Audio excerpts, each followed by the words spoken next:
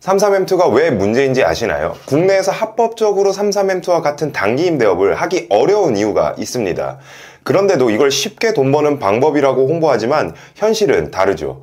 단적인 예로 손님이 퇴거를 거부하는 경우가 있어요. 계약 기간이 끝났는데도 나가지 않으면 어떻게 우리는 할 수 있을까요? 만약 그런 상황에서 마스터키로 문을 열거나 강제로 퇴거시키면 내 집이라도 주거 침입죄로 고소당할 수 있습니다.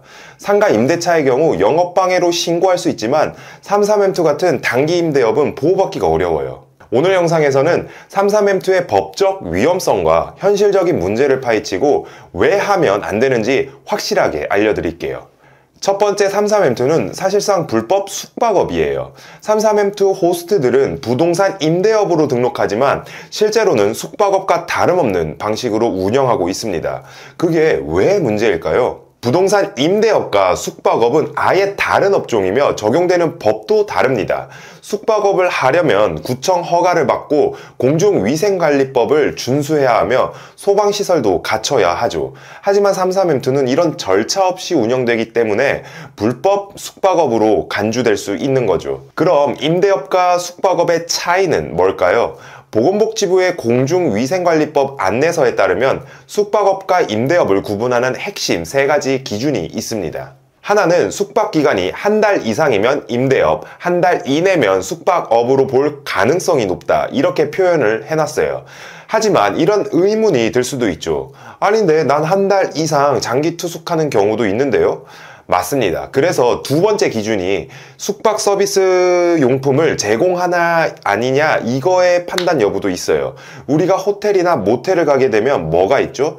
침구류, 어메니티 등 숙박 이용에 필요한 용품들이 많단 말이에요. 이런 서비스를 제공한다면 숙박업으로 간주하겠다는 소리입니다. 마지막 핵심 기준 세 번째는 공과금 부담 방식입니다. 숙박업은 사업자가 부담하고 임대업은 세입자가 부담을 하게 되죠. 이 세 가지 기준을 어기게 된다면 최대 2년 이하의 징역, 2천만 원 이하 벌금을 실제 법원 판례에서도 찾아볼 수 있죠. 자, 그럼 현재 33M2 호스트들의 운영 형태를 살펴볼까요? 지금 보고 계시는 물건은 33M2에 올라온 숙소입니다. 보면 어떻죠? 침대, 수건, 생필품 등 숙박 서비스를 제공하고 있죠. 공과금 역시 숙박 요금에 포함된 요금 체계를 보이고 있습니다. 즉 33M2 숙소의 90% 이상이 불법 숙박업을 하고 있으며 이는 법적 리스크가 더 크다는 거죠.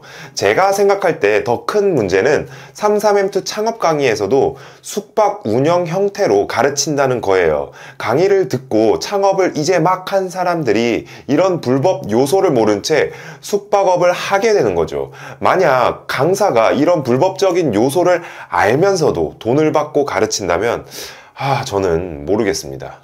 다음 33M2의 법적 위험성 두 번째는 전대차 미동의입니다. 그러니까 집주인 동의 없이 단기 임대를 돌린다는 소리거든요.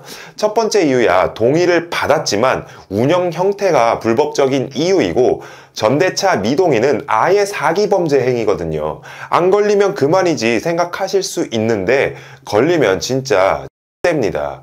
만약 집주인 동의 없이 방을 올리면 바로 퇴거해야 하고요. 무단전대로 인해 민사상 손해배상 청구, 그리고 일반 세입자인 척 속여서 계약했기 때문에 형사상 사기죄 성립이 됩니다. 이제 33M2가 얼마나 위험한지 감이 오시나요?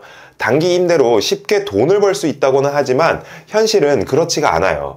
불법 숙박업 운영으로 처벌될 가능성도 있고요. 집주인 동의 없이 운영하면 민형사상 소송 위험도 있고 공실 문제 등 리스크가 도사리고 있죠. 솔직히 저도 처음에는 단기 임대업이 돈이 된다는 이야기를 듣고 관심을 가진 적이 있었습니다. 주변에서도 에어비앤비보다 훨씬 쉽고 야 이거 하면 돈이 돼 라는 말을 많이 하더라고요.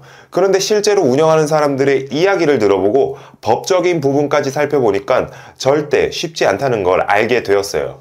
위에서 말한 법적 리스크는 둘째치고 일단 수익성이 너무 낮아요. 에어비앤비도 그렇고 33M2도 그렇고 결국 집주인에게 동의를 받아야 하잖아요. 그 힘든 집주인 동의를 받았는데 에어비앤비는 못해도 150을 벌는데 33M2는 잘해야 50을 벌어요. 이러니 저는 할 이유가 없는 거죠. 제가 사업을 하면서 가장 확실하게 말할 수 있는 건 쉽고 빠르게 돈 버는 방법은 세상에 존재하지 않는다는 겁니다. 뭔가 너무 쉽게 돈이 벌릴 것처럼 보이면 그만큼 위험 요소도 크고 지속 가능하지도 않다는 거죠. 33M2도 마찬가지입니다. 지금 당장은 돈이 되는 것처럼 보일 수 있지만 장기적으로 보면 법적 리스크와 운영상의 어려움이 너무너무 많아요. 그러니 돈을 벌더라도 법적 리스크를 내가 감당할 수 없는 구조라면 시작하지 않는 것이 오히려 답입니다. 이번 영상이 33M2 창업을 고민하시는 분들에게 도움이 되었길 바라면서 오늘 영상도 마치겠습니다. 그럼 오늘도 꽉 찬 하루 보내시길 바랄게요.